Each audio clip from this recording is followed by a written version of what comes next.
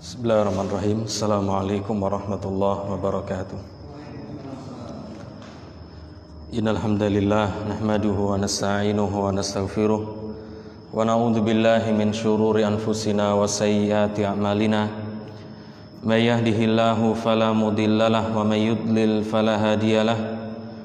Asyhadu an la ilaha illallah wahdahu la syarikalah wa asyhadu anna Muhammadan 'abduhu wa rasuluh.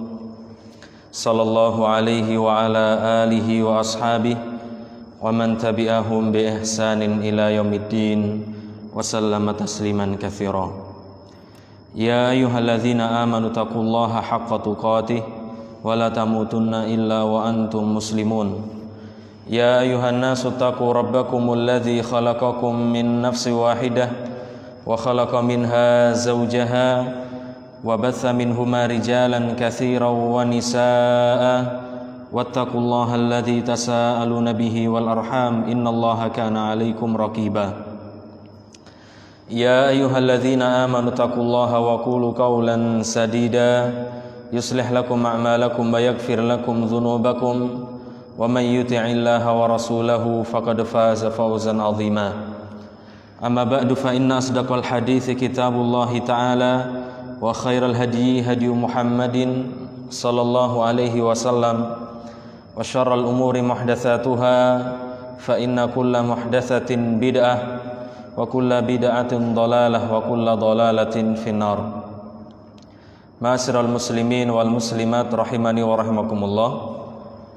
Alhamdulillah, segala puji hanya milik Allah atas segala limpahan nikmatnya kepada kita semua, sehingga di pagi hari ini kita bisa berkumpul untuk mempelajari sebagian dari agama Allah Subhanahu wa ta'ala, atau dinamakan dengan menuntut ilmu.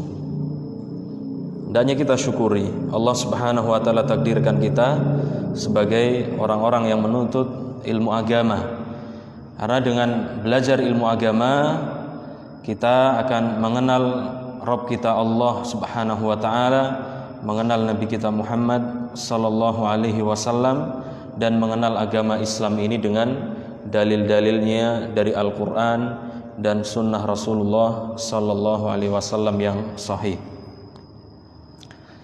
Kemudian di antara nikmat Allah yang besar yang Allah berikan kepada kita adalah nikmat Islam. Nikmat Islam.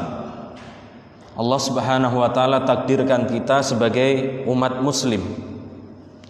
Kita terlahir dari keluarga yang muslim, maka otomatis kita menjadi seorang yang muslim. Allah berikan Islam itu secara langsung kepada kita. Kita tidak perlu memperjuangkan Islam itu, mencari Islam itu, Allah langsung berikan. Di sana ada saudara-saudara kita, di antaranya para sahabat, ya, bagaimana mereka menjemput hidayah itu. Mereka harus disiksa, mereka harus disakiti, dan seterusnya, karena mereka menjaga keislaman mereka. Alhamdulillah kita dari lahir sudah ditakdirkan sebagai seorang yang muslim. Hendaknya kita syukuri nikmat itu, dan hendaknya kita jaga sampai kita berjumpa dengan Allah Subhanahu wa ta'ala. Dan di antara nikmatnya pula Allah Subhanahu wa ta'ala jaga akidah kita ini, akidah Islam ini. Di antaranya penjagaan Allah itu kepada kita, kita tidak ikut kemarin, ya, merayakan tahun baru atau mengucapkan selamat Natal kepada mereka yang selain Islam, karena ucapan ini ketika kita mengucapkan, maka kita mengatakan secara tidak langsung selamat kepada orang-orang yang menyembah kepada Isa alaihissalam, ya. Padahal Isa bukan anak Allah, Isa bukan Tuhan selain Allah Subhanahu wa ta'ala. Kan tapi keyakinan kita umat muslim, Isa adalah hamba Allah dan utusan Allah Subhanahu wa ta'ala. Dan ini adalah ucapan yang bahaya loh, ketika kita mengatakan selamat Natal, selamat tahun baru. Karena secara tidak langsung kita mengatakan selamat kepada para penyembah selain Allah Subhanahu wa ta'ala. Ini ucapan yang bahaya. Ini ucapan yang kufur. Allah sendiri mengatakan, laqad kafara alladzina qalu innallaha tsalitsu tsalatsa. Sungguh kafir orang yang mengatakan bahwasanya Allah itu satu dari yang tiga. Tuhan Bapa, Tuhan Anak, Roh Kudus. Hati-hati, ini ucapan yang berbahaya. Ini ucapan yang bisa merusak Islam kita. Dan hampir saja Allah marah ini akibat ucapan ini. Allah Subhanahu wa ta'ala mengatakan, takadus samawati yatafattarna minhu wa tanshaqul ardu wa tahirrul jibalu hadda. Hampir-hampir langit itu pecah, bumi itu terbelah, gunung itu hancur, anda'u lirrahmani walada, karena ucapan mereka Allah Subhanahu wa ta'ala memiliki anak. Maka Allah katakan selanjutnya, wa ma yanbaghi lirrahmani ayyattakhidha walada. Dan tidak layak bagi Allah Ar-Rahman mengambil seorang anak. Sedangkan keyakinan kita mengatakan kul huwallahu ahad. Allah Maha Esa. Allah itu tunggal. Allah itu tidak diperanakkan dan tidak beranak. Allah Maha Esa. Allah mengatakan in kullu man fis samawati wal ardi illa atir rahmani abda. Sesungguhnya apa yang ada di langit dan apa yang ada di bumi semuanya akan datang kepada Allah dengan status sebagai seorang hamba. Semua yang di bumi, semua yang di langit hamba Allah, makhluk. Tidak ada satupun yang berhak diibadahi selain Allah Subhanahu wa ta'ala. Kita, Nabi Isa, seluruh manusia adalah abdun lillah, hambanya Allah Subhanahu wa ta'ala. Yang di langit, malaikat dan makhluk-makhluk Allah yang lain, itu adalah makhluknya Allah, hambanya Allah Subhanahu wa ta'ala. Jadi Nabi Isa itu adalah abdun, sekalipun dia itu apa? Terlahir tanpa bapak. Kalau alasannya dia itu disembah karena tidak punya bapak, tentu Nabi Adam lebih berhak. Karena Nabi Adam tidak punya bapak, tidak punya ibu. Kalau seandainya Nabi Isa itu Tuhan, kenapa datangnya belakangan? Lalu siapa Tuhannya Nabi Adam alaihissalam? Siapa? Dia itu adalah abdun. Allah kisahkan ini. Ketika Isa masih kecil, dia mengakui bahwasanya dirinya adalah abdun, hamba Allah dan utusannya. Kisahnya ketika Maryam sebelum mengandung ya, Allah Subhanahu wa ta'ala mengutus kepadanya Jibril. Allah mengatakan, wa arsalna ilaiha ruhana fatamatsala laha basharan sawiyah. Maka kami utus kepada Maryam ruh kami, yaitu Jibril, dan dia menjelma menjadi seorang laki-laki yang tampan. Datang kepada Maryam di tempat mihrabnya. Mihrab itu tempat ibadahnya, tempat ibadah menyendiri begitu ya.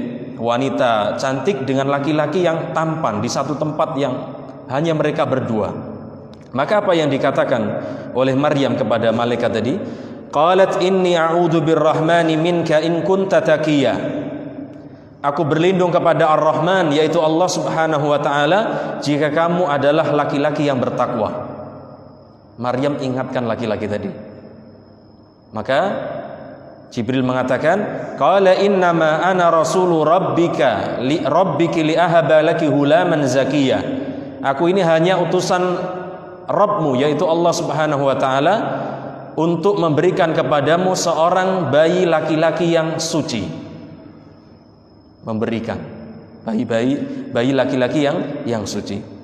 Maka Maryam berkata, qalat anna yakunu li ghulamu wa lam yamsasni basharun wa lam aku baghiya. Maka Maryam berkata, bagaimana aku bisa memiliki anak laki-laki sedangkan aku tidak pernah disentuh oleh laki-laki dan aku bukanlah wanita yang rusak atau wanita pelacur. Bagaimana? Maka kata malaikat tadi, itu mudah bagi siapa? Allah Subhanahu wa ta'ala. Singkat cerita, maka Maryam mengandung, kemudian dia mengasingkan dirinya ke tempat yang jauh, dan akhirnya datanglah masa untuk melahirkan atau waktu melahirkan. Maka dia berkata, seandainya aku ini mati sekarang dan aku adalah orang yang dilupakan, karena dia hamil tidak ada suami, tapi itu ketentuan Allah dan dia terima. Maka dia berada di bawah pohon kurma, kemudian melahirkan siapa? Isa alaihissalam. Maka setelah melahirkan, Allah katakan, fa'atat bihi qaumaha tahmiluh. Maka Maryam pun kembali kepada kaumnya dengan membawa bayinya tadi. Qalu ya Maryamu laqad ji'ti syai'an fariyah. Maka kaumnya berkata, wahai Maryam, kamu sungguh telah membawa sesuatu yang mungkar. Dan mereka mengatakan, ya ukhta Harun, ma kana abuki imra'a sau'i wa ma kanat ummuki baghiyah. Wahai saudaranya Harun, bapakmu bukanlah orang yang jelek, ibumu bukanlah seorang yang pelacur. Fa asyarat ilaih.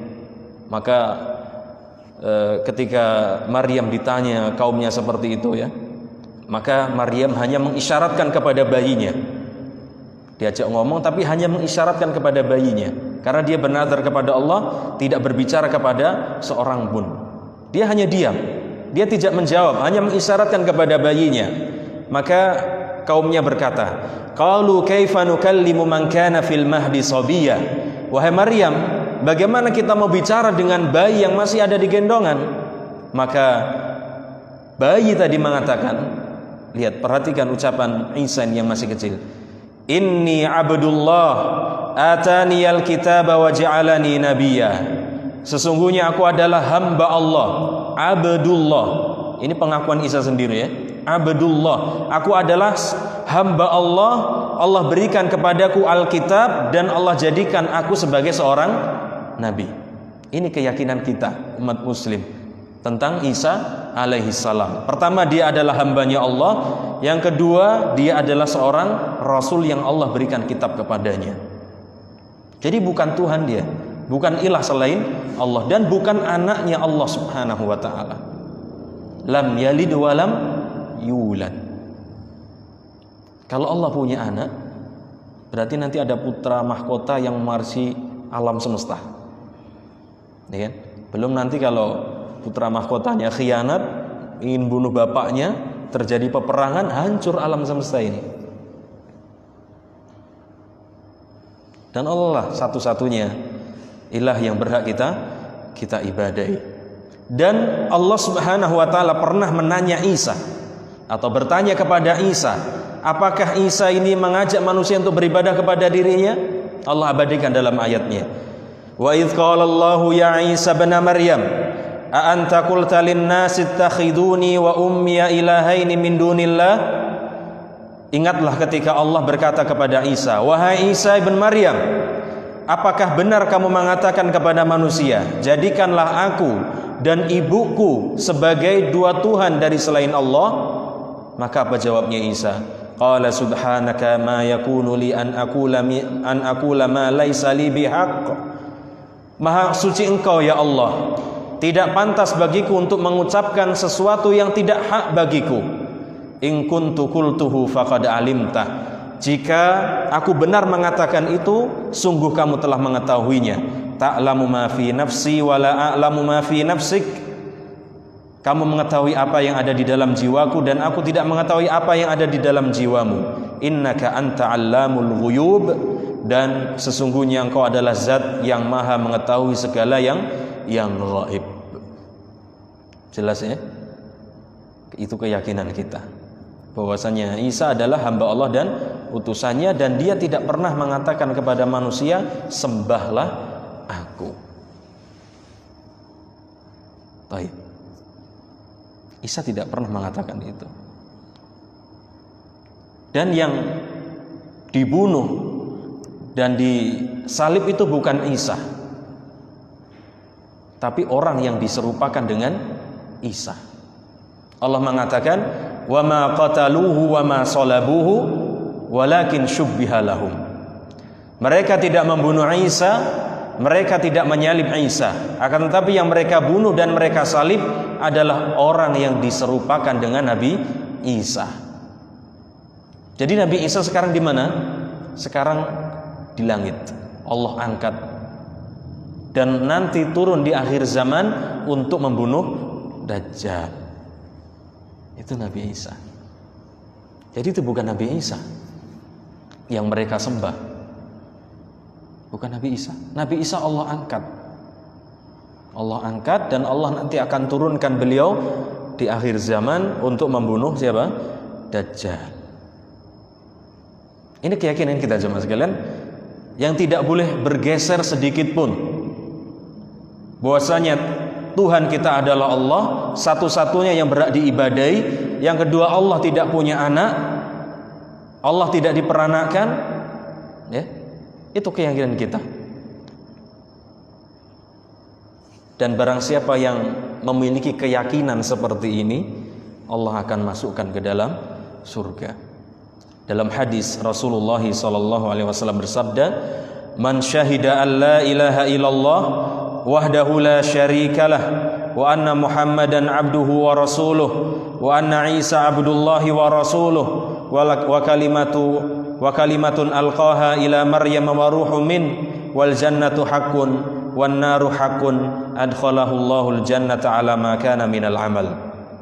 Beliau bersabda, barang siapa yang bersaksi bahwasanya tidak ada ilah yang berhak disembah kecuali Dia saja, tidak ada sekutu baginya, dan bahwasanya Muhammad adalah hamba dan utusannya, dan bahwasanya Isa, perhatikan, dan bahwasanya Isa adalah hamba Allah dan utusannya, dan kalimatnya yang Allah berikan kepada Maryam dan ruh darinya, dan dia bersaksi bahwa surga adalah hak, neraka adalah hak benar adanya, maka Allah pasti masukkan dia ke dalam surga bagaimanapun amal yang telah dia perbuat. Ya. Dan insyaallah kita semuanya bersaksi la ilaha illallah Muhammadur Rasulullah Isa abdullahi wa rasuluhu wa kalimatuhu alqaha ila Maryam wa ruhum minhu. Ya. Jadi orang muslim yang memiliki kecemburuan terhadap agamanya, dia tidak ikut mengucapkan selamat Natal, tidak ikut merayakannya, dan dia tidak ridho hal itu juga terjadi pada keluarganya. Dan ini sesuatu yang kita saksikan jemaah sekalian, bagaimana tahun baru itu mereka ikut merayakan, ya, ikut mengucapkan selamat, padahal ini ucapan yang berbahaya karena mengucapkan selamat kepada orang-orang yang menyembah kepada selain Allah Subhanahu wa ta'ala. Ya, radio, televisi, semuanya ikut menyemarakkan. Toko, minimarket, supermarket memberikan diskon besar-besaran untuk ikut serta merayakannya. Subhanallah. Padahal keyakinan tadi sudah kita sampaikan, Tuhan kita adalah satu, Allah Subhanahu wa ta'ala, tidak beranak dan tidak diperanakkan.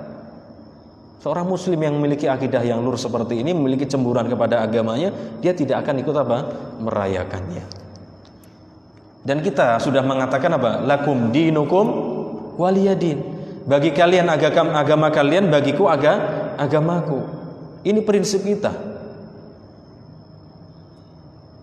Ya, tidak boleh bergeser sedikit, Pak. Dan ini akan terus nampak permusuhan antara Islam dan kekafiran. Lihat ucapan Ibrahim dan orang-orang yang bersamanya. Apa ucapan Ibrahim? Idz qalu liqaumihim inna buraa'u minkum wa mimma ta'buduna min dunillah. Sesungguhnya kami, yaitu Ibrahim dan orang-orang yang bersamanya, ketika mereka berkata kepada kaumnya, sesungguhnya kami berlepas diri kepada kalian dan apa yang kalian sembah dari selain Allah.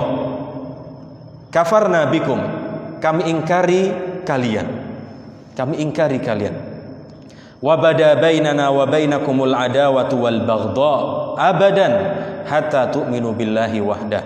Dan akan senantiasa nampak permusuhan antara kami dan kalian sampai kalian beriman hanya kepada Allah Subhanahu wa ta'ala. Prinsipnya kan jelas Nabi Ibrahim. Harus tegas. Kalau masalah akidah kita harus tegas. Masalah keyakinan kita harus tegas. Tapi kalau masalah dunia, bermuamalah, jual beli, bertetangga, silahkan.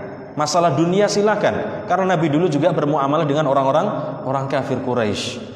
Tapi kalau masalah akidah, Nabi tegas. Ketika Nabi dicela, kalau dicela fisiknya Nabi diam. Tapi kalau sudah yang diusik adalah agama Allah, baru Nabi apa? Berbicara. Nah begitu. Keyakinan kita ya tentang Nabi Isa, tentang Allah Subhanahu wa ta'ala. Tidak harus tegas. Kalau mungkin kemarin sudah terlanjur ikut merayakan raketang bakar-bakar, ya kan? Nunggu jam 12 malam, bertobatlah, beristighfarlah kepada Allah Subhanahu wa ta'ala. Karena Allah sudah ganti dengan 2 hari raya besar, yaitu Idul Fitri dan Idul Adha. Tidak ada hari raya yang lain. Allah sudah berikan itu.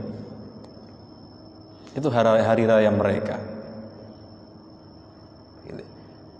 Atau kita mengucapkan selamat kepada agama-agama yang lain, tidak boleh.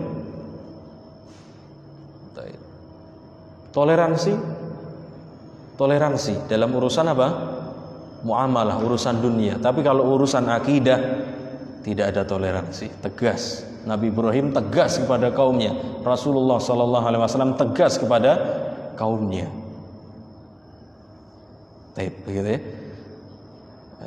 Pembahas ini mengingatkan kita ya bagaimana besarnya nikmat Allah, yaitu berupa apa? Agama Islam. Jangan kita nodai tauhid kita ini, keyakinan kita ini. Tauhid kita ini bersih dari kesyirikan, dari keyakinan-keyakinan yang batil. Pasti Allah akan masukkan ke dalam surga, kayak apapun amalnya. Kalau toh dia memiliki dosa, maksiat, Allah akan masukkan dia ke dalam neraka. Ketika dia sudah bersih dosanya, maka Allah akan masukkan ke dalam surga. Tapi kalau masalah syirik, Allah tidak akan apa? Mengampuninya. Sekalipun itu pamannya Nabi, selama-lamanya di dalam neraka karena tidak beriman kepada Rasulullah sallallahu alaihi wasallam. Baik. Ya. Mudah-mudahan ini mengingatkan kita bagaimana besarnya nikmat Allah, yaitu Islam. Ma'asyiral muslimin wal muslimat rahimani wa rahimakumullah. Insyaallah kita akan melanjutkan pembahasan kita kitab Khudh aqidatak minal kitabi was sunnah. Ambillah akidahmu dari Al-Qur'an dan As-Sunnah yang sahih. Jadi dari sinilah kita ambil akidah kita, ya, dari Al-Qur'an dan dari Sunnah. Baik, kita telah menyelesaikan pembahasan hakullahi 'alal ibad, hak Allah atas hambanya. Kemudian kita akan masuk pembahasan baru, anwa'ut tauhid wa fawaiduhu, macam-macam tauhid dan faidahnya. Macam-macam tauhid dan faidahnya.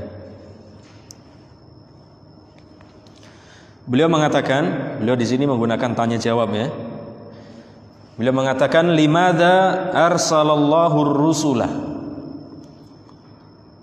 Untuk apa Allah Subhanahu wa taala mengutus para rasulnya? Untuk apa? Jawabnya, arsalahum lid-da'wati ila ibadatih. Allah mengutus mereka untuk mengajak manusia beribadah hanya kepadanya. Untuk mengajak manusia beribadah hanya kepadanya. Wan nafyi syirki anhu, dan menghilangkan kesyirikan. memberantas kesyirikan, beribadatan kepada selain Allah Subhanahu wa taala. Karena kita ini diciptakan oleh Allah untuk beribadah kepadanya. Jadi kita diciptakan bukan untuk dunia, untuk beribadah. Allah mengatakan, "Wa ma khalaqtul jinna wal insa illa liya'budun." Tidaklah aku menciptakan jin dan manusia kecuali supaya mereka beribadah hanya kepadaku. Fitrah kita ini tauhid loh. Bahkan Allah sudah ambil perjanjian sejak di tulang sulbi. Allah katakan kepada kita, "Alastu bi rabbikum?" Bukankah aku ini Rabb kalian? Kita semuanya sepakat menjawab, qalu bala. Ya, kamu adalah Rabb kami ya Allah. Tapi ketika sudah terlahir mungkin lupa, atau mungkin keyakinannya dirubah oleh kedua orang tuanya, maka Allah utuslah para rasulnya untuk mengingatkan perjanjian dulu. Ya, bisa jadi yang terlahir besar menjadi Yahudi atau Nasrani. Seperti hadis Nabi SAW, kullu mauludin yuladu alal fitrah. Setiap anak yang dilahirkan itu dilahirkan di atas fitrah, di atas Islam. Fa abawahu yuhawidanihi aw yunasiranihi. Kedua orang tuanya lah yang merubah dia menjadi Yahudi atau Nasrani. Maka diutus para nabi dan rasul mengingatkan peribadatan ini, bahwasanya yang berhak diibadahi hanya Allah Subhanahu wa taala. Diingatkan kembali. Jadi manusia nanti tidak ada hujah lagi. Ketika dia sudah menghadap Allah, tidak ada alasan kenapa dia menyembah selain Allah. Karena sudah diambil perjanjian. Yang kedua, hujahnya Allah utus para rasul kepada mereka mengingatkan bahwasanya Tuhan mereka adalah Allah Subhanahu wa taala. Jadi enggak ada hujah lagi. Kok alasan, ya Allah, saya enggak tahu kalau kamu ini Tuhanku. Enggak ada alasan. Karena sudah Allah berikan hujah-hujahnya. Baik, itu ya. Allah mengutus para rasulnya untuk mengajak beribadah hanya kepada Allah dan memberantas kesyirikan. Allah Subhanahu wa taala berfirman dalam surat apa itu? An-Nahl. Allah mengatakan, "Wa laqad ba'atsna fi kulli ummatin rasulan an i'budullaha wajtanibut taghut." Dan sungguh kami telah mengutus pada setiap umat itu seorang rasul. Apa seruan rasul tadi? Sembahlah Allah dan jauhilah taghut. Jadi nabi dan rasul itu banyak. Rasul yang pertama kali utus adalah Nuh alaihi salam. Yang paling akhir Muhammad sallallahu alaihi wasallam. Ini seruan rasul tadi. Ubudullah, sembahlah Allah. Rasul kita Muhammad sallallahu alaihi wasallam berdakwah tauhid 13 tahun di Mekkah. Karena tidak ada harapan mereka menerimanya, maka Nabi hijrah ke Madinah.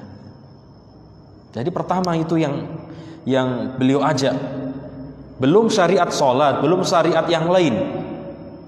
Mereka diajak dulu untuk beribadah hanya kepada Allah Subhanahu wa taala, baru diterangkan syariat tentang sholat, zakat, puasa dan yang lainnya. Jadi seruannya sembahlah Allah. Yang kedua, jauhilah tauhid. Siapa tauhid itu? Tauhid itu kepalanya ada 5. Ya, kepala tauhid itu ada 5 gembongnya. Yang pertama iblis laknatullah alaih. Yang pertama iblis. Di kitab nggak ada ya, ini tambahan.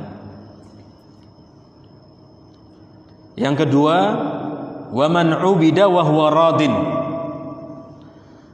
Orang yang disembah sedangkan dia ridho.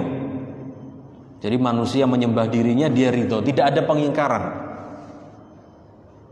Kalau Nabi Isa ridho nggak dirinya disembah? Tidak. Allah tanya, apakah kamu mengatakan kepada manusia, jadikan aku dan orang tuaku sebagai ilah selain Allah? Dia mengatakan tidak. Dan itu tidak berhak saya ucapkan ya Allah. Nabi nggak ridho. Nabi Isa tidak ridho. Untuk apa? Disembah selain Allah Subhanahu wa taala. Yang ketiga, wa man da'an nasa ila ibadati nafsihi. Seorang yang mengajak manusia untuk beribadah kepada dirinya.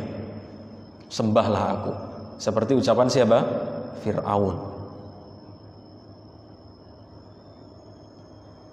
Firaun mengatakan ana rabbukumul a'la. Akulah Tuhan kalian yang maha tinggi. Aku tidak mengetahui ilah selain diriku. Aku tidak mengetahui ada ilah untuk kalian selain diriku, kata Firaun. Jadi Firaun termasuk salah satu dari tauhid, sesembahan selain Allah Subhanahu wa taala. Karena dia mengajak manusia untuk beribadah kepada dirinya. Yang keempat, wa man idda'a syai'an min ilmil ghaib. Seorang yang mengaku mengetahui sesuatu yang gaib. Seorang yang mengaku mengetahui yang gaib. Padahal siapapun dia, bahkan itu Nabi kita Muhammad SAW tidak mengetahui perkara yang gaib. Nabi mengatakan seandainya aku mengetahui yang gaib, lastaksartul khaira wa ma massani su. Aku akan memperbanyak kebaikan dan aku tidak pernah tertimpa kejelekan. Nabi buktinya ketika perang apa? Terluka. Kalau Nabi tahu yang gaib, wah nanti kalau saya berdiri sini kena panah, maka saya geser apa? Sedikit sehingga tidak kena panah. Kalau saya di sini nanti akan kena pukulan pedang, maka saya akan geser sedikit. Itu kalau tahu yang gaib. Tapi Nabi nggak tahu. Buktinya Nabi apa? Terluka ketika perang. Jadi seorang makhluk pun tidak ada yang tahu tentang perkara yang gaib kecuali Allah beri tahu. Seperti Nabi mendengar dua penghuni kubur yang sedang diazab. Ya kan? Nabi mengatakan kepada para sahabatnya, innahuma la yu'adzaban. Sesungguhnya dua penghuni kubur ini sedang diazab. Kok Nabi tahu? Karena diberitahu oleh Allah Subhanahu wa ta'ala. Kalau nggak diberitahu oleh Allah, ya Nabi nggak tahu, manusia biasa. Nah, siapa yang mengaku mengetahui hal yang gaib, maka dia termasuk salah satu dari bagian tauhid. Terkadang orang datang sama dukun, ya, kemudian tangannya dilihat, oh ini nasibnya mujur ngalor, ya, meninggal, ya, bakal mati, kan begitu. Oh ini nanti nasibnya bagus, ini pekerjaannya. Nah, ini tidak bisa. Maka jangan percaya dengan yang seperti itu. Ini sekarang sudah 2023 loh ya. Kok masih percaya dukun? Jangan. Kita ini lebih modern, ya kan? Keyakinan kita bergantung kepada Allah Subhanahu wa ta'ala. Baik. Seperti ucapan Isa tadi. Wa anta 'allamul ghuyub, engkau adalah zat yang maha mengetahui segala yang gaib. Wa indahu mafatihul ghaibi, di sisinya lah atau di sisi Allah lah kunci-kunci ilmu gaib yang tidak ada yang mengetahuinya kecuali Dia, yaitu Allah Subhanahu wa ta'ala. Yang terakhir, wa man hakama bighairi ma anzalallah, seorang yang telah berhukum dengan selain apa yang telah Allah turunkan. Seorang yang berhukum dengan selain apa yang telah Allah turunkan. Jadi dia mengambil hukum bukan dari Al-Quran, bukan dari sunnah Rasulullah Sallallahu Alaihi Wasallam.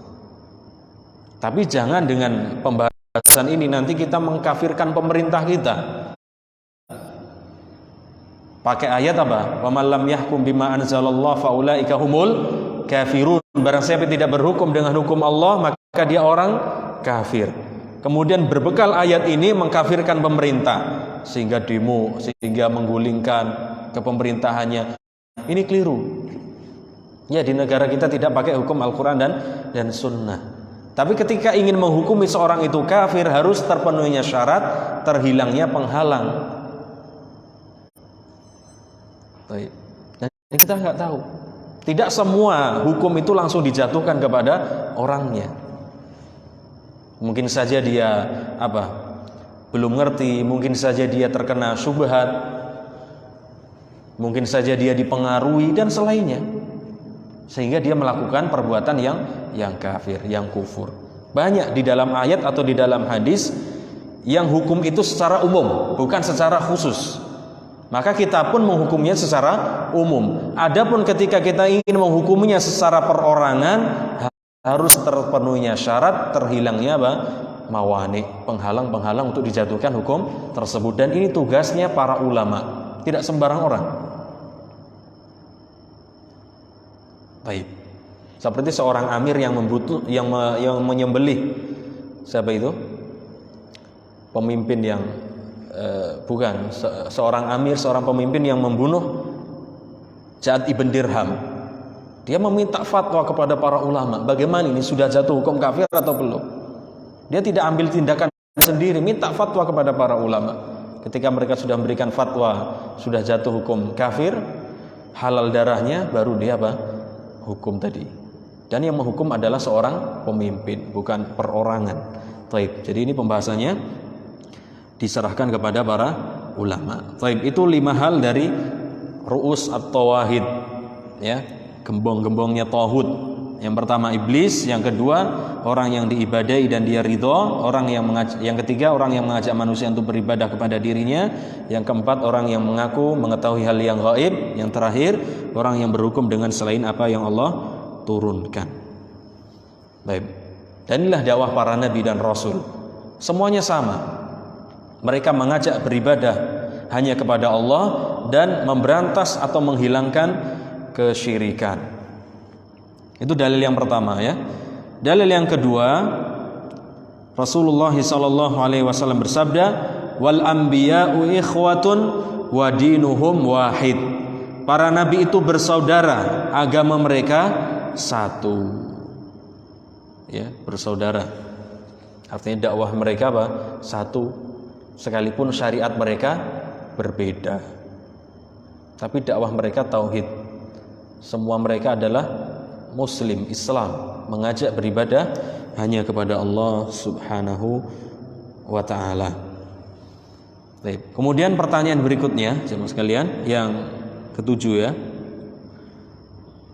Ma huwa tauhidur rabb? Tadi kan pembahasannya macam-macam tauhid. Sekarang macam-macam tauhid. Pertanyaannya, ma huwa tauhidur rabb? Apa yang dimaksud dengan tauhid rabb atau dikenal dengan rububiyah? Tauhid rububiyah. Jawabnya, tauhiduhu bi af'alihi kal khalqi wat tadbiri wa ghairihima. Jawabnya, tauhid rububiyah adalah mengesahkan Allah dalam perbuatan-perbuatannya, seperti menciptakan, tadbir, mengatur, dan selain keduanya.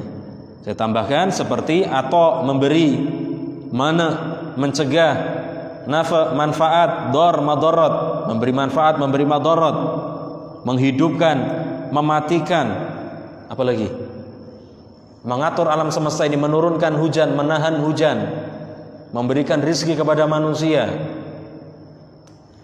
Itu namanya rububiyah, ya, mengesahkan Allah dalam perbuatan-perbuatannya.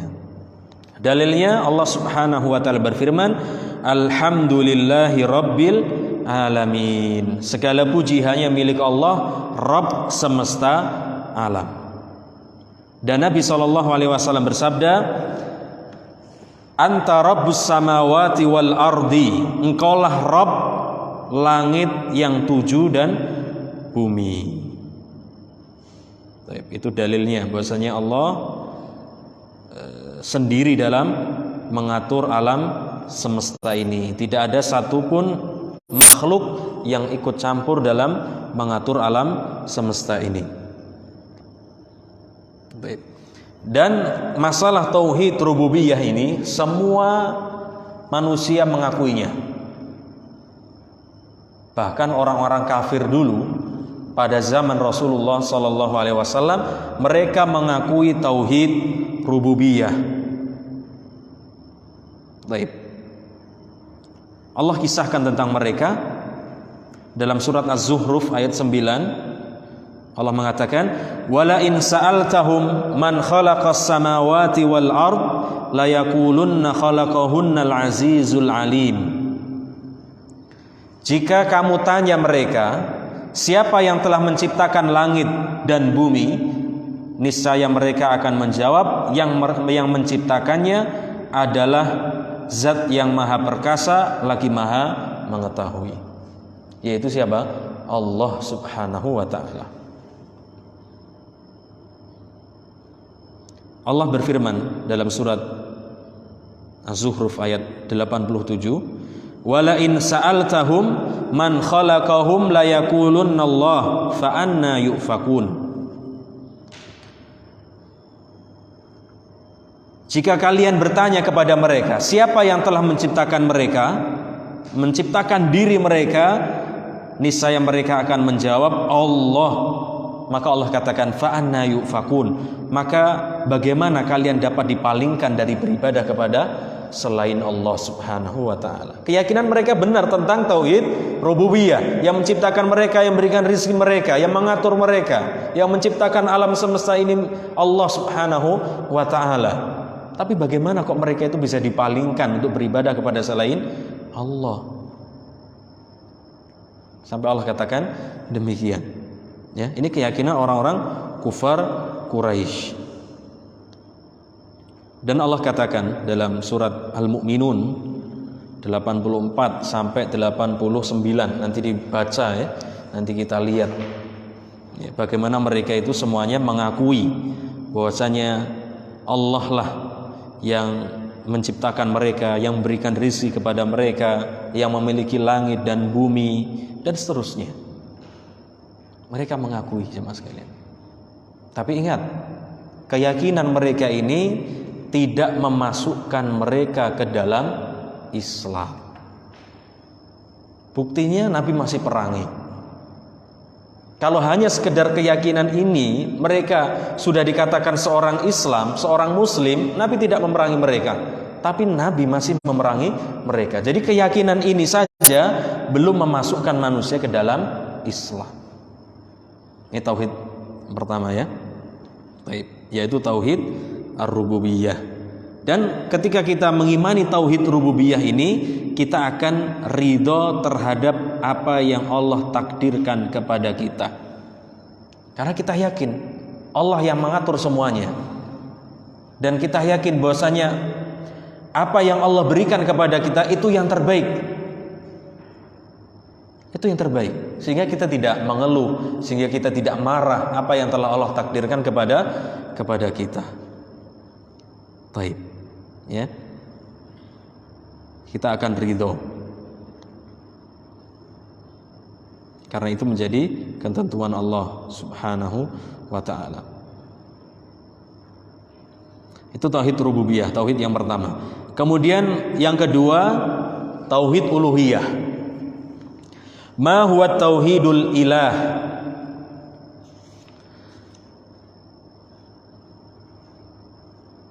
Apa yang dimaksud dengan tauhid ilah atau tauhid uluhiyah?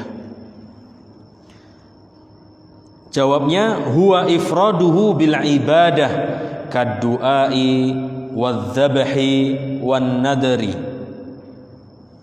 Tauhid uluhiyah yaitu mengesahkan Allah dalam ibadah.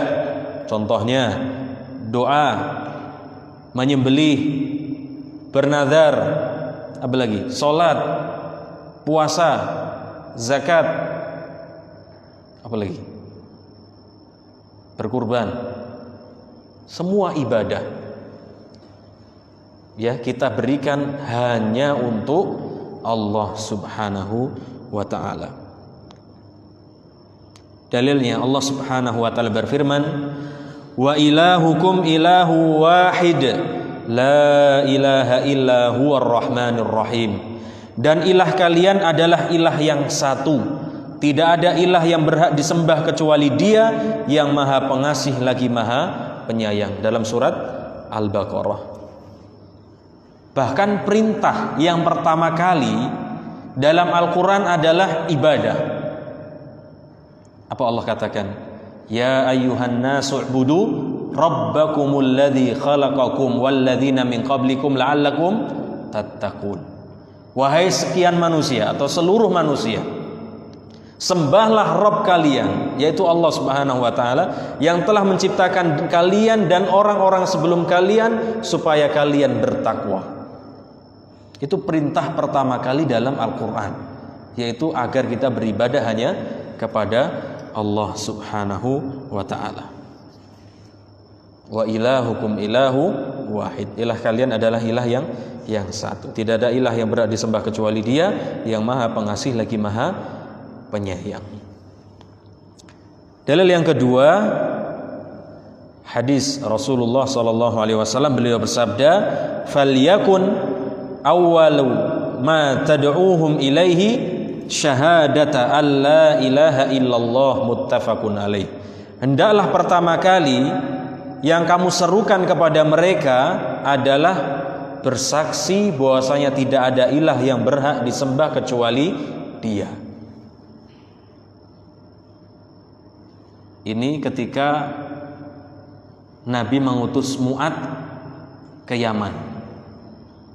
Mu'ad berpesan, Nabi berpesan kepada Mu'ad, "Innaka sata'ti qauman ahla kitab." Wahai Mu'ad, kamu akan mendatangi ahli kitab. Hendaklah pertama kali yang kamu dakwahkan kepada mereka tentang syahadat la ilaha illallah. Ini pesan Nabi pertama kali, yaitu mengajak manusia untuk mengesahkan Allah. Wa fi riwayatil Bukhari, tadi muttafaqun alaih ya, ditambahkan dalam riwayat Bukhari, illa ayyu wahidullaha, supaya mereka mengesahkan Allah dalam hal ibadah.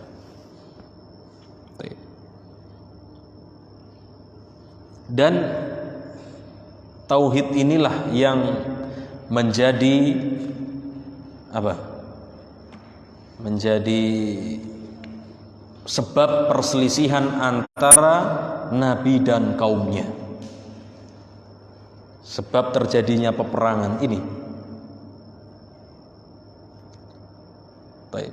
Ketika Nabi mendakwahi kaumnya untuk beribadah kepada Allah saja, apa jawaban mereka? Aja'alal alihata ilaha wahida inna hadza la syai'un ujab.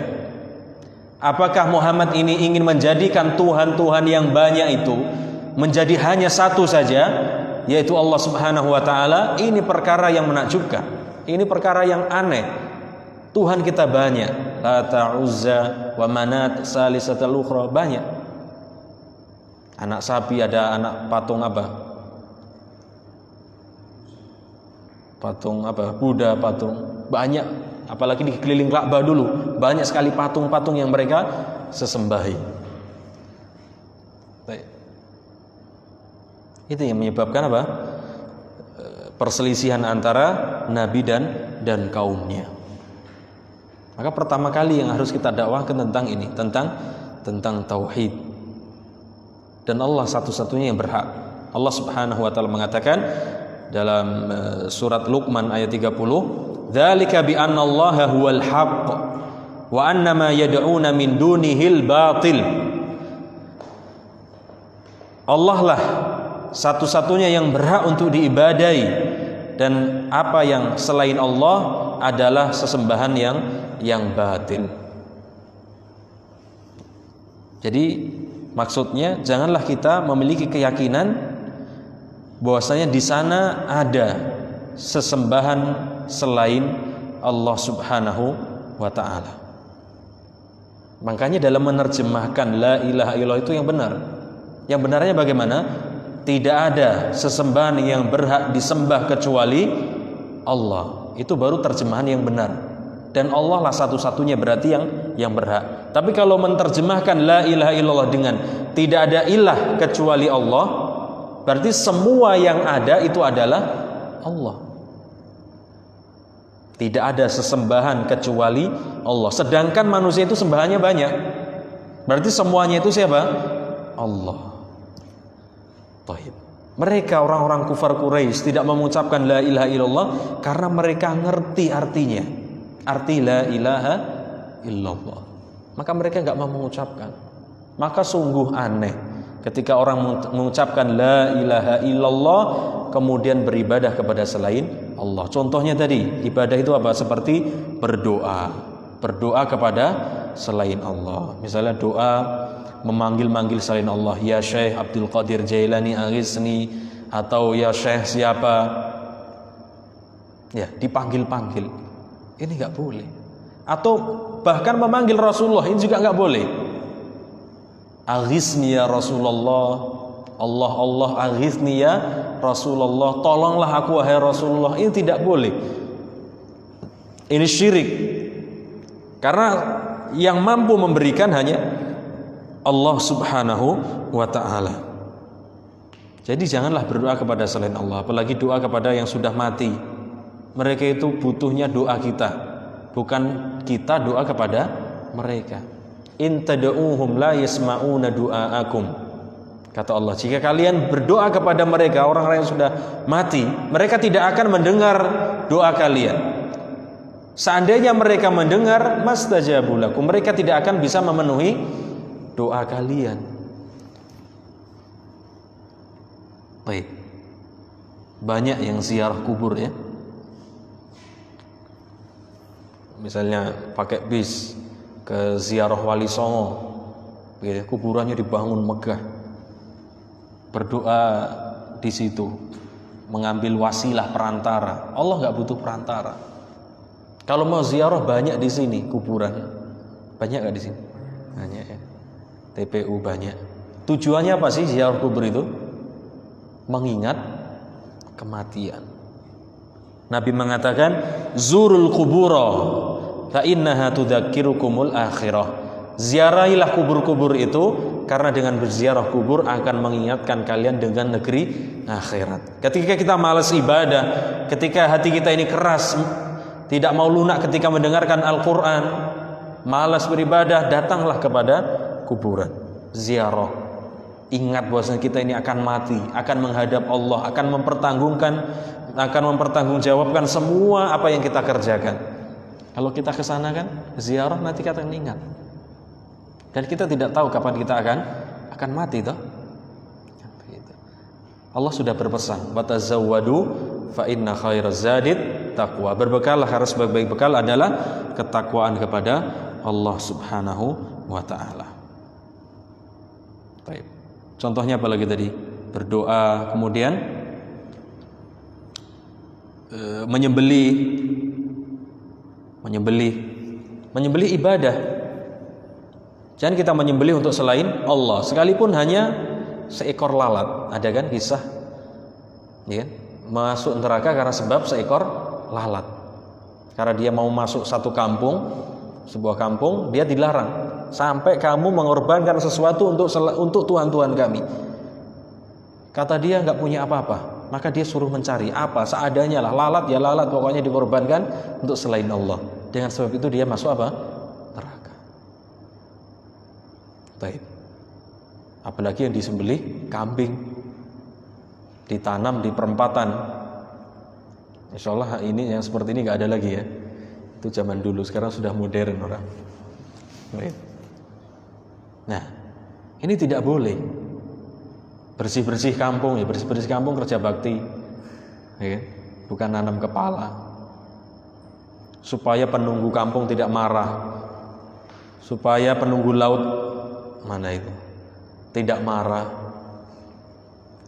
Kan kita sudah jelaskan tadi tauhid rububiyah di awal ya.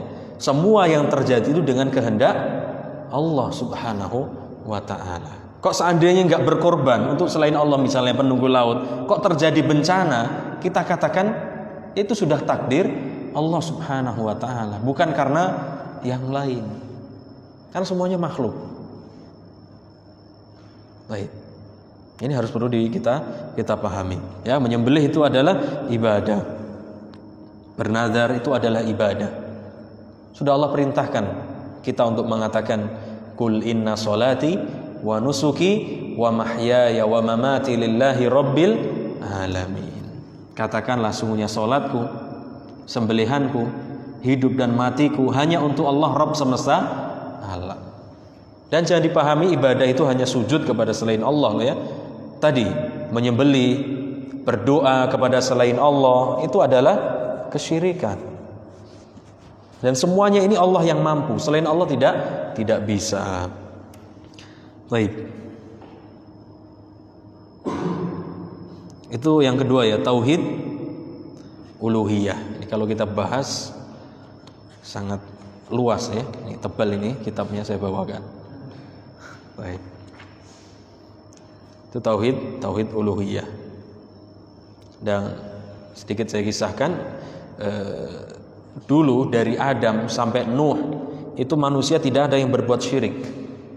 Terjadi kesyirikan itu di masa Nuh alaihi salam. Allah mengatakan kana nasu ummatan wahidah. Dulu umat ini dalam satu akidah, yaitu beribadah hanya kepada Allah Subhanahu wa taala. Fa ba'atsallahu nabiyina mubasysyirina wa mundzirin. Maka Allah utus kepada mereka para nabi sebagai pemberi kabar gembira dan peringatan. Maka Ibnu Abbas mengatakan antara Adam dengan Nuh itu 10 kurun. 10 generasi. Kalau satu kurunnya saja, Nuh berapa umurnya? 950 tahun. Kali 10 berapa? Atau 1000 kali 10 lah ya. Berarti berapa? 10.000 tahun. Itu akidah mereka satu, beribadah hanya kepada Allah. Terjadilah kesyirikan di masanya Nuh. Maka Allah utus siapa? Nuh alaihi salam. Ya. Sampai Allah azab itu kan, turunkan banjir, menenggelamkan seluruh manusia, tinggal yang tersisa manusia apa? Di kapalnya Nuh. Bahkan anaknya Nuh saja tidak bisa diselamatkan. Kan diajak bapaknya tidak mau. Namanya siapa itu katanya? Kan'an. Nah, begitu ya. Baik. Jadi yang selamat, yang tersisa dari manusia itu yang berada di kapalnya Nuh alaihi salam. Makanya Nuh dijuluki Abul Bashar Tsani, bapaknya manusia yang kedua. Karena habis ketika itu apa? Manusia. Baik, ya. Dari Nuh sampai sekarang banyak terjadi apa? Kesyirikan. Baik. Dan dengan adanya kesyirikan ini apa? Menunjukkan indahnya apa? Tauhid. Pasti ada lawannya kan? Tauhid, syirik, sunnah, bid'ah, apa lagi? Ya. Ad-diddu yudhiru husnahu diddu wa bidittiha tatabayyanul asya. Jadi sesuatu itu akan nampak bagus dan indah ketika ada lawannya. Kalau nggak ada lawannya, semuanya apa? Muslim semuanya, taat semuanya, gimana? Nggak indah. Dan Allah mampu saja menjadikan seluruh manusia ini menjadi apa? Ahli tauhid, beribadah hanya kepada Allah Subhanahu wa taala. Tapi tidak. Apalagi mereka itu lebih memilih kesesatan daripada petunjuk. Allah mengatakan tentang kaumnya Samud, fa amma samudu fahadainahum fastahabbul ama 'alal huda. Kami telah berikan petunjuk kepada kaum Samud, akan tetapi mereka lebih memilih kesesatan daripada petunjuk. Baik. Yang ketiga ya, tauhid apa? Sifatillahi wa asma'i. Pertanyaannya, ma huwa tauhidus sifatillahi wa asma'ihi? Apa yang dimaksud dengan tauhid sifat-sifat Allah dan nama-namanya, atau dikenal dengan tauhid asma wa sifat? Jawabnya, huwa isbatu ma wasafallahu bihi nafsahu fi kitabihi wa wasafahu rasuluhu fi ahadithihi sahihati alal haqiqah. Tauhid asma wa sifat adalah menetapkan apa yang jangan kita takwil, jangan kita palingkan makna istiwa.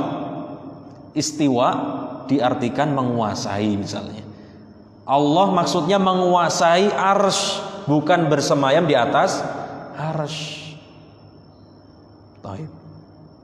Istiwa dalam bahasa Arab artinya ya bersemayam atau apa istilah kita? Bersemayam atau bersemayam ya? Bersemayam di atas kursi, bersemayam di atas motor, itu bersemayam. Dan bahasa Arab ya istiwa ya bersemayam. Tidak artinya apa? Menguasai. Maka itu tidak boleh memalingkan maknanya menjadi menguasai arsy. Dan tidak boleh tafwid. Tafwid itu menyerahkan maknanya kepada Allah. Allah menghabarkan istiwa tapi no comment. Tidak mau mengimani Allah beristiwa. Baik. Dan tidak boleh juga tamsil. Tamsil itu menyerupakan. Allah beristiwa, berarti sama dengan kita dong. Duduk di atas kursi. Nah ini keliru. Baik. Berarti Allah nggak boleh istiwa. Dan tidak boleh pula taktil, menolaknya, mengingkari. Allah nggak boleh istiwa. Tujuannya apa mereka mengatakan ini? Inginnya apa? Mensucikan Allah subhanahu wa ta'ala. Karena nggak mungkin Allah beristiwa, nggak mungkin Allah bersemayam. Tujuannya mensucikan Allah, tapi ini keliru. Allah yang menghabarkan, Allah yang tahu tentang dirinya, kok kita mengingkari, kok kita melarangnya? Bagaimana? Allah sendiri sudah mengatakan, laisa kamitslihi syai'un, tidak ada yang serupa dengannya, dalam surat Asy-Syura, dan Dia Maha mendengar dan Maha melihat. Ya. Allah bersemayam. Berarti Allah dengan ini di atas arsy. Allah itu di atas, bukan di mana-mana. Allah mengatakan, sabbihisma rabbikal a'la. Bertasbihlah kepada Rabbmu yang maha tinggi. Yang kedua, apa? Dalil Isra Mi'raj, yaitu Nabi diangkat oleh Allah menghadapnya ke langit ke-7, mendapatkan syariat apa? Salat. Yang ketiga dalil akal. Setiap orang berdoa pasti mengangkat tangannya ke atas. Terkadang melihatnya pun ke atas, sambil mengangkat tangan, sambil melihat ke atas. Ya Allah, begitu ya. Gak kemana-mana tangannya, gak kemana-mana penglihatannya, ke atas. Nah ini keyakinan kita, dan ini apa? Fitrah yang Allah bekali kita. Nuzul, Allah juga turun. Allah katakan dalam hadis qudsi, ya, Allah turun ke langit dunia sepertiga malam. Imani enggak? Enggak boleh Allah turun. Maksudnya Allah itu menurunkan rahmatnya, kadang begitu. Atau diserupakan, berarti Allah sama dengan kita dong, turun. Ini keliru. Jadi apa yang Allah kabarkan kepada kita, imani. Adapun bagaimananya, bentuknya, serahkan kepada Allah subhanahu wa ta'ala. Allah tidak serupa dengan makhluknya. Selamat kita daripada kita menolak, daripada kita menyerupakan, daripada kita memalingkan maknanya. Allah imani begitu. Baik, jangan kita tolak, karena Allah yang mengkhabarkan. Kemudian lihat, Allah memiliki tangan. Jangan kaget, berarti sama dengan kita. Jarinya ada 10, begitu. Keliru. Allah mengatakan laisa kamitslihi syai'un wa huwas samiul basir. Tidak ada yang serupa dengan Allah. Allah berfirman kepada iblis, apa Allah katakan? Ma mana'aka an tasjuda lima khalaqtu biyadayya. Apa yang menghalangimu wahai iblis untuk sujud kepada Adam yang aku telah ciptakan dengan kedua tanganku? Allah punya tangan.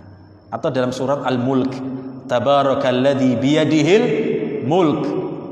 Maha suci Allah yang di tangannya apa? Kerajaan. Beriman gak? Nah, ada orang yang membantahnya. Yang dimaksud tangan adalah menguasai, yang dimaksud tangan adalah rahmat atau selainnya, atau menyerupakan Allah dengan tangan makhluknya. Ini keliru semuanya. Ya, jadi imani Allah punya tangan, ya. Imani adapun bagaimana tangannya Allah itu sesuai dengan kebesaran Allah subhanahu wa ta'ala. Karena sama nama belum tentu sama sifat. Kita semuanya punya tangan. Tangan kita sama apa beda? Beda. Ini sesama makhluk. Kok kita mau samakan Allah dengan makhluk?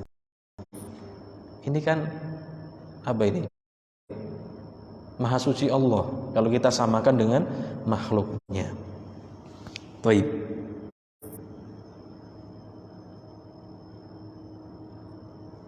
Nah itu yang ketiga, ya, pembagian tauhid yang ketiga. Jadi ada 3 pembagiannya. Yang pertama tauhid rububiyah, mengesahkan Allah dalam perbuatan-perbuatannya.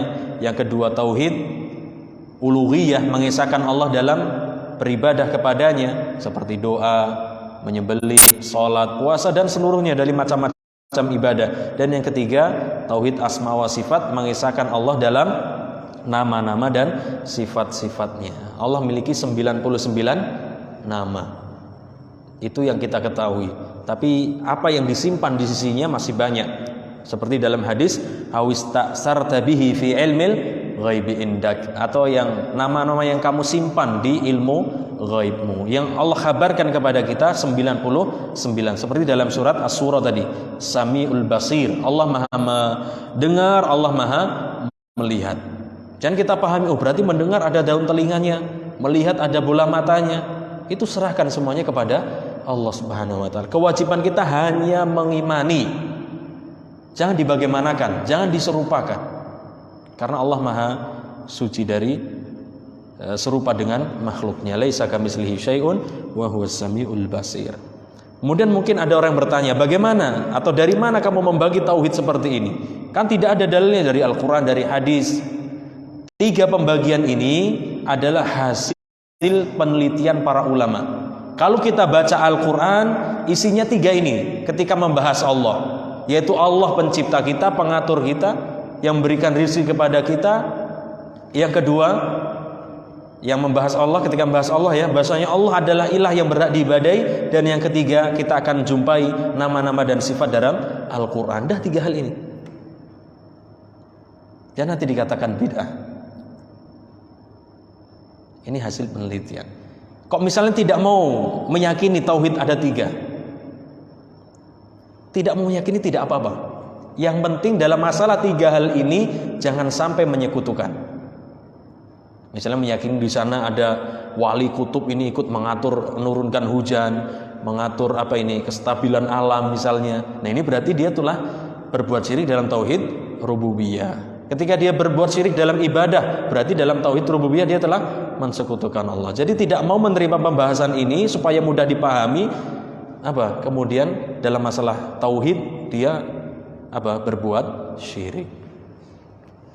Tidak apa-apa, tidak mau menerima 3 pembahasan ini. Yang penting dalam masalah tauhid dia harus murni.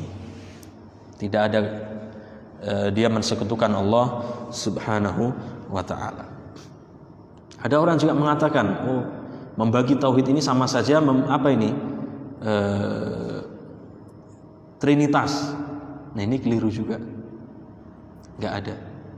Ini hasil penelitian para ulama. Kalau kita mau diminta dalil-dalilnya tentang 3 pembahasan ini, ada semua yang tadi sudah disebutkan oleh para ulama kita. Kita tinggal membacanya ya, supaya kita lebih mudah untuk memahaminya. Seandainya tidak dimudahkan para ulama kita untuk mereka membagi 3 hal ini, kita akan sulit untuk memahaminya. Wallahu a'lam bishawab. Jam berapa? Udah. Satu lagi. Baik. Berikutnya pertanyaan yang ke-10 ya. Aina Allah? Di mana Allah? Itu hadis-hadis yang saya tidak baca tadi, itu sudah saya sampaikan tadi. Yanzilullahu fi kulli lailatin ila sama'id dunya. Allah turun ke langit dunia pada setiap malamnya. Ya, tadi sudah kita sampaikan ya. Allah turun ke langit dunia. Langit dunia yang kita lihat ini di sepertiga malam. Maka ketika kita bangun di situ salat malam, berdoa, Allah mengatakan siapa yang berdoa kepadaku akan aku beri. Yang ke-10, aina Allah? Di mana Allah? Jawabnya, Allahu fawqal arsy 'alas sama. Allah berada di atas arsy bersemayam. Qala ta'ala, Allah Ta'ala berfirman, Ar-Rahmanu 'alal arsis tawa. Ar-Rahman yaitu Allah bersemayam di atas arsy.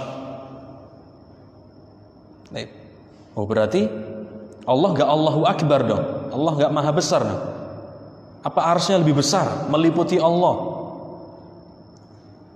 Itu kita serahkan kepada Allah Subhanahu wa ta'ala. Tentu Allah lebih besar. Baik. Kita hanya imani saja Allah bersemayam di atas arsy. Jangan diubah-ubah maknanya. Yang dimaksud istawa ai ala wartafa'a, yaitu tinggi dan naik. Tinggi dan naik, ala wartafa'a. Kama jaa fil Bukhari, sebagaimana dalam riwayat Bukhari, Rasulullah sallallahu alaihi wasallam bersabda, "Innallaha kataba kitaban." Hadisnya panjang itu dalam muttafaqun alaih, fahuwa indahu fawqal arsy. Kitab itu ada di sisinya di atas arsy. Baik. Kitab itu ada di sisinya di atas arsy, muttafaqun alaih. Jadi itu keyakinan kita. Allah berada di atas arsy. Allah tidak apa? Kalau kita tanya manusia, di mana Allah, pasti jawabannya berbeda-beda. Ada yang mengatakan lebih dekat dari urat leherku, ada yang mengatakan di dalam hatiku, ada yang mengatakan tidak di dalam alam, tidak di luar alam. Berarti di mana? Enggak ada ya. Tidak di atas, tidak di bawah, tidak di kanan, tidak di kiri. Ada yang mengatakan di mana-mana. Yang benar ini, Allah mengatakan kepada kita bahwasanya dirinya di atas arsy, di atas. Sabbihisma rabbikal a'la. Gak ada yang di dalam hatiku menyatu dengan diriku. Apa itu? Akidah kejawen ya. Manunggale kaula Gusti. Allah menyatu dengan diriku. Jadi gak perlu sholat. Iling saja sudah sholat. Wa aqimis sholata lidzikri. Tegakkan sholat untuk mengingatku. Jadi cukup ingat sudah sholat. Enak ya. Maka banyak yang mengikuti. Enak sholat apa enak eling aja? Kalau enaknya enak eling aja kan. Baik. Wa aqimis sholata lidzikri. Jadi Allah di atas arsy. Wallahu a'lam bishawab. Mungkin ini yang bisa kita sampaikan. Mudah-mudahan bermanfaat apa yang kita sampaikan. Subhanakallahumma rabbana wa bihamdik, asyhadu an la ilaha illa anta astaghfiruka wa atubu ilaik. Assalamualaikum warahmatullahi wabarakatuh.